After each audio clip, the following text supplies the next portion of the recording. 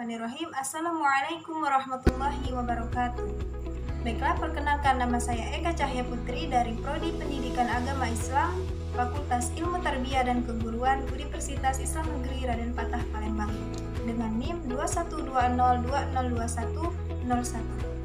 Baiklah, pada kesempatan kali ini untuk memenuhi tugas akhir yaitu ujian akhir semester pada mata kuliah usul fikih, saya akan membahas materi mengenai ijtihad. Baiklah, langsung saja. Yang pertama yaitu mengenai pengertian ijtihad. Ijtihad secara bahasa diambil dari kosakata bahasa Arab yaitu ijtihada yajtahidu ijtihadan, yang mana artinya merupakan bersungguh-sungguh, rajin ataupun giat. Sedangkan secara istilah atau terminologi, Imam Ghazali mengatakan bahwasanya ijtihad ialah usaha sungguh-sungguh dari seorang mujtahid dalam upaya mengetahui atau menetapkan hukum syariat. Kemudian Muhammad ibnu Husain ibnu Hasan al-Mizani mengatakan bahwa ijtihad adalah mengerahkan semua pemikiran dalam mengkaji dalil syariah untuk menentukan beberapa hukum syariat. Kemudian yang ketiga yaitu menurut Sarif al-Umari, beliau mengemukakan bahwa ijtihad adalah mencurahkan segala kemampuan untuk menghasilkan hukum syara, baik yang akli maupun yang nakli, qat'i maupun zanni. Jadi dari beberapa pengertian yang telah saya paparkan tadi, baik itu menurut bahasa maupun menurut para ahli, dapat disimpulkan bahwasanya ijtihad merupakan suatu usaha sungguh-sungguh yang dilakukan oleh para fuqaha atau para ulama dalam menetapkan suatu dalil atau suatu hukum dengan menggunakan dalil-dalil terperinci yang bersumber dari Al-Quran maupun dari hadis, dan di mana para ulama atau fuqaha yang menetapkan suatu hukum ini mereka disebut dengan istilah mujtahid. Yang kedua yaitu landasan berijtihad, sebagaimana firman Allah dalam Quran surah An-Nahl ayat 43 dan Al-Anbiya ayat 7. A'udzubillahi minasyaitonirrajim. Bismillahirrahmanirrahim. Fas'alu ahla dzikri in kuntum la ta'lamun. Yang mana artinya, maka bertanyalah kepada orang yang mempunyai pengetahuan jika kamu tidak mengetahui. Kemudian dalam hadis muttafaqun alaih yang diriwayatkan oleh Bukhari, Muslim dan Ahmad, yang bunyinya idza hakamal hakimu fajtahada fa asaba falahu ajran wa idza hakama fajtahada tsumma akhta'a falahu ajrun, yang artinya apabila seorang hakim membuat keputusan, dia berijtihad dan benar, maka dia mendapat 2 pahala, dan apabila ia berijtihad lalu keliru, maka ia mendapat 1 pahala. Jadi dari pemaparan materi yang telah saya sampaikan mengenai landasan ijtihad, bahwasanya Allah Subhanahu wa taala telah berfirman dan Rasulullah pun telah bersabda bahwasanya berijtihad itu merupakan suatu perintah. Kemudian hukum dalam melakukan ijtihad.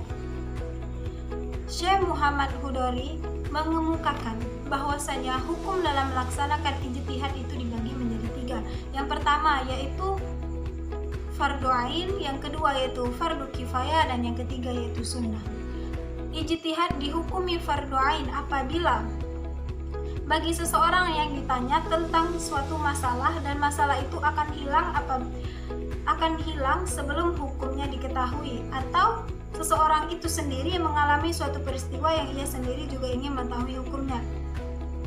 Jadi maksudnya di sini, apabila seorang mujtahid tidak mengetahui suatu masalah atau ia sedang terjebak dalam suatu masalah tetapi ia tidak mengetahui hukumnya, maka di sini beliau wajib untuk berijtihad dalam menentukan suatu hukum tersebut.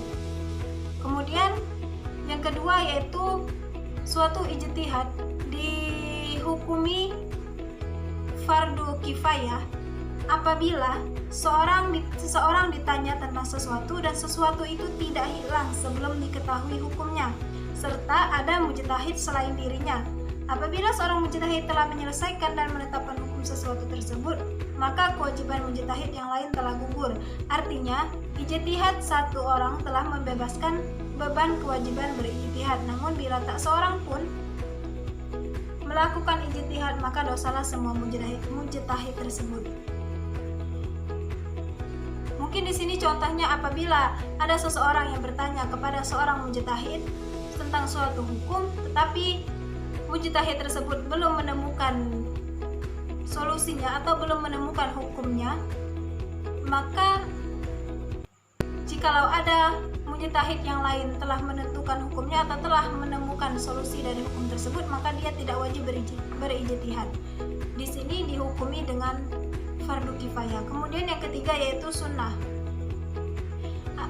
Suatu ijtihad dihukumi sunnah apabila suatu masalah atau peristiwa itu belum terjadi atau sesuatu yang baru akan digali. Selanjutnya yaitu peranan ijtihad. Seperti yang kita ketahui bahwasanya tidak semua masalah ataupun tidak semua hukum itu dijelaskan secara rinci, baik itu dalam Al-Quran maupun dalam hadis. Makanya oleh sebab itu kita diperbolehkan bagi umat Islam untuk melakukan ijtihad guna untuk mengetahui suatu hukum yang sebelumnya tidak dijelaskan di dalam Al-Quran maupun hadis tersebut. Dalam hal ini yang diperbolehkan dalam melakukan ijtihad yaitu mujtahid, sebagaimana dijelaskan dalam firman Allah Quran surah An-Nisa ayat 105 yang bunyinya A'udzubillahi minasyaitonirrajim Bismillahirrahmanirrahim Inna anzalna ilaikal kitaba bil haqqi litahkuma bainan nasi bima arakallah, yang artinya sungguh kami telah menurunkan kitab Al-Quran kepadamu, maksudnya kepadamu itu Nabi Muhammad, membawa kebenaran agar engkau mengadili antara manusia dengan apa yang telah diajarkan Allah kepadamu. Dalam sebuah hadis pun Nabi Muhammad SAW menyatakan, "Idza hakamal hakimu fajtahada fa asaba falahu ajrun, wa idza hakama fajtahada tsumma akhta'a falahu ajrun wahidun." Yang mana artinya apabila seorang hakim menetapkan hukum dengan jalan ijtihad, kemudian ia benar, maka ia mendapatkan 2 pahala. Namun bila ia menetapkan hukum dengan jalan ijtihad dan ia keliru, maka ia mendapatkan 1 pahala.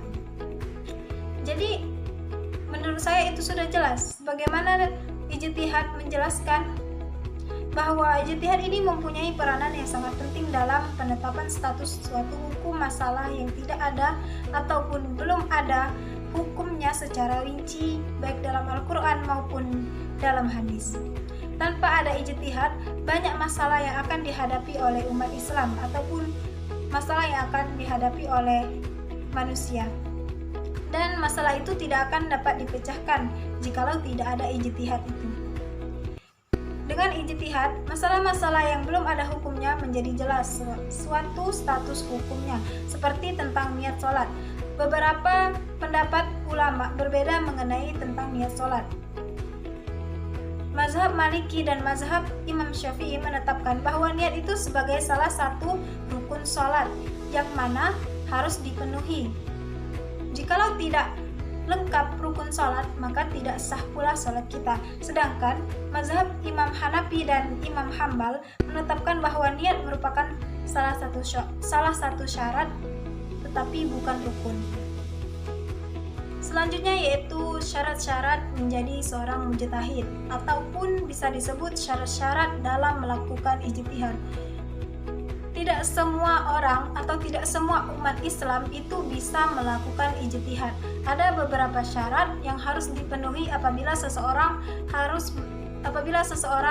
ingin melakukan ijtihad atau ingin menjadi seorang mujtahid. Yaitu ada beberapa syarat umum dan ada beberapa syarat khusus. Syarat umum yaitu ada 4.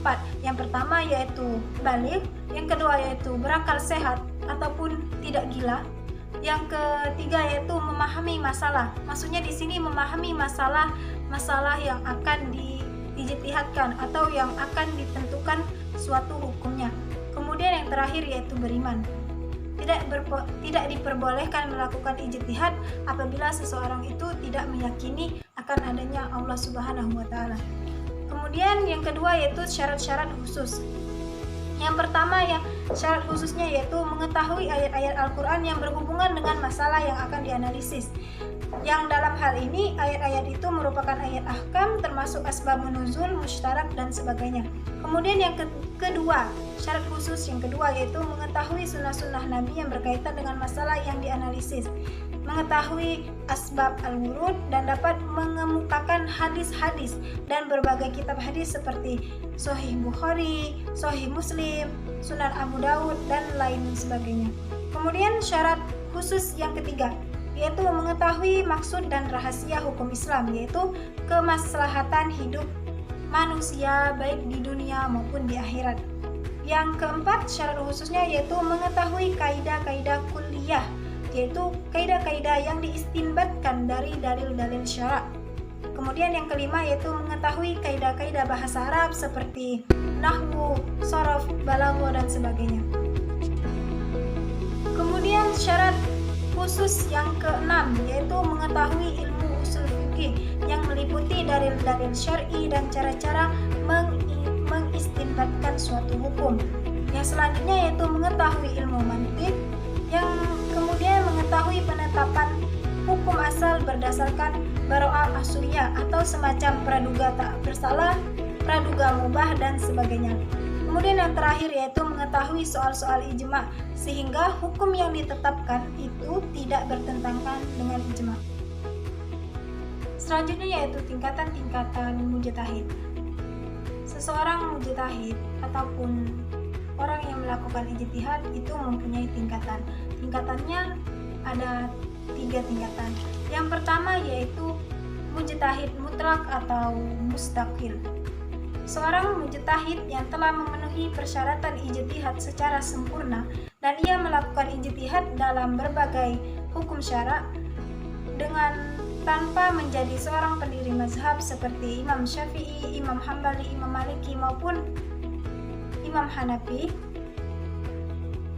Ini disebut sebagai mujtahid mutlak atau mustaqil karena ia berijtihad dengan caranya sendiri, tetapi ia telah mempunyai syarat-syarat yang sempurna untuk melakukan ijtihad.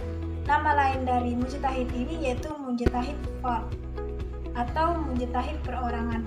Kemudian yang kedua yaitu mujtahid muntasib, yaitu mujtahid yang telah memiliki syarat-syarat sempurna, tetapi dalam melakukan ijtihad ia menggabungkan diri kepada suatu mazhab. Misalnya seorang mujtahid menggabungkan diri ke dalam suatu mazhab yaitu mazhab Imam Syafi'i.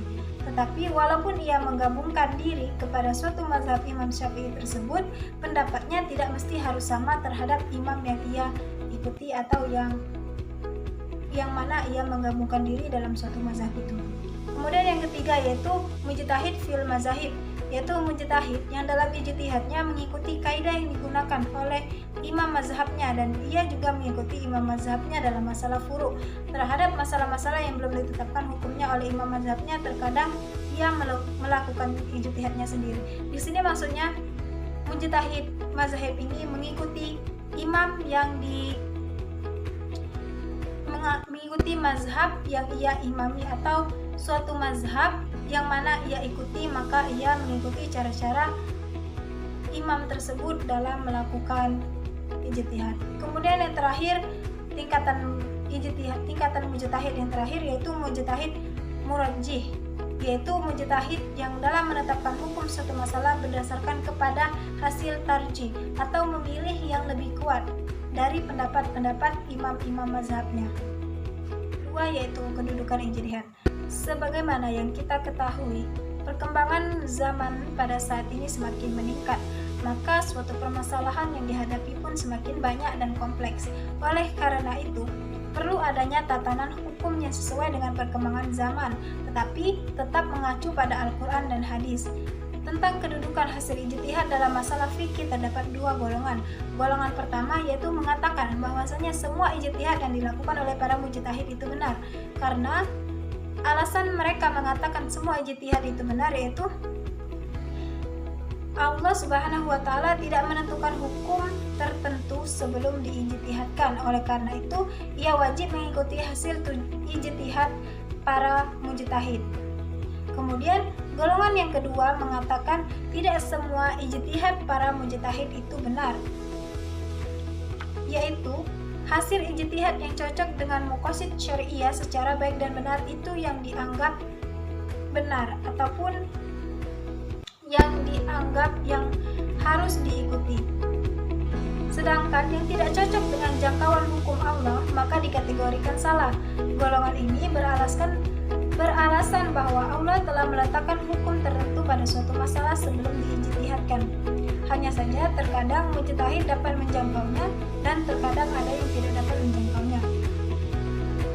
Demikianlah pendapat para jumhur ulama, termasuk di dalamnya Imam Syafi'i, sebagaimana beliau mengemukakan bahwasanya Rasulullah SAW pernah bersabda yang bunyinya man ijtahada fa asaba falahu ajrun wa man akhta'a falahu ajrun wahidun, yang artinya siapa yang berijtihad dan ternyata benar maka ia mendapatkan 2 pahala, sedangkan barang siapa yang berijtihad tetapi keliru maka ia mendapatkan 1 pahala. Hadis riwayat Bukhari dan Muslim. Dan yang terakhir yaitu manfaat dari ijtihad. Banyak sekali manfaat ijtihad bagi kehidupan masyarakat, bagi kehidupan kita sehari-hari, khususnya bagi kehidupan kita sebagai umat Islam, umat Nabi Muhammad SAW, dalam mengimplementasikan ajaran Islam yang semakin banyak menghadapi permasalahan.